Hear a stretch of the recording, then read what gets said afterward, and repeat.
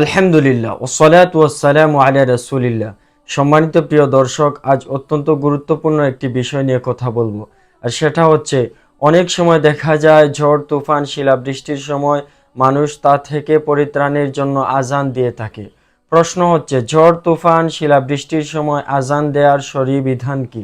সম্মানিত প্রিয় দর্শক, এ বিষয়ে সর্বপ্রথম যে কথাটি বলবো সেটি হচ্ছে, আজান হচ্ছে শিআরে ইসলাম। কোথায় আজান দেওয়া হবে এবং হবে না তা শরীয়ত কর্তৃক নির্ধারিত।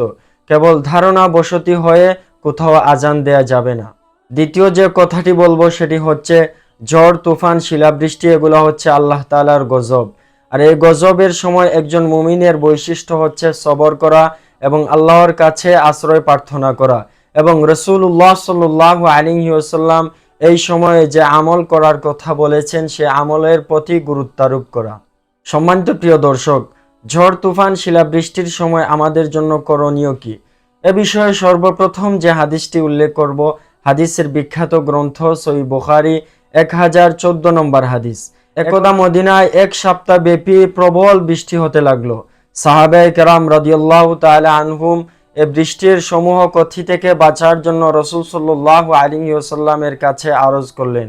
রাসূল সাল্লাল্লাহু আলাইহি ওয়াসাল্লাম দুটি হাত উত্তোলন করলেন এবং এই দোয়া পাঠ করলেন, আল্লাহুম্মা হাওয়ালাইনা ওয়ালা আলাইনা, আল্লাহুম্মা আলাল আকামি ওয়াজ জিরাবি ওয়া বুতুনিল আউদিয়াতি ওয়া মানাবিতিল আশজার। রাসূলুল্লাহ সাল্লাল্লাহু আলাইহি ওয়াসাল্লাম যখন এই দোয়াটি করলেন, সাথে সাথে বৃষ্টি থেমে গেল এবং মদিনার আকাশ একেবারে পরিচ্ছন্ন হয়ে গেল। এমনিভাবে হাদিসের বিখ্যাত গ্রন্থ তিরমিজি শরীফ 2252 নম্বর হাদিস, আল্লাহর রাসূল সাল্লাল্লাহু আলাইহি ওয়াসাল্লাম ইরশাদ করেন, তোমরা যখন ঝড় তুফান শিলাবৃষ্টি এগুলা দেখবে তখন তোমরা এই দোয়াটি পাঠ করবে, আল্লাহুম্মা ইন্না নাসআলুকা মিন খাইরি হাযিহির রিহি ওয়া খাইরি মা ফিহা ওয়া খাইরি মা উমিরাত বিহি ওয়া নাউযু বিকা মিন শাররি হাযিহির রিহি ওয়া শাররি মা ফিহা ওয়া শাররি মা উমিরাত বিহি।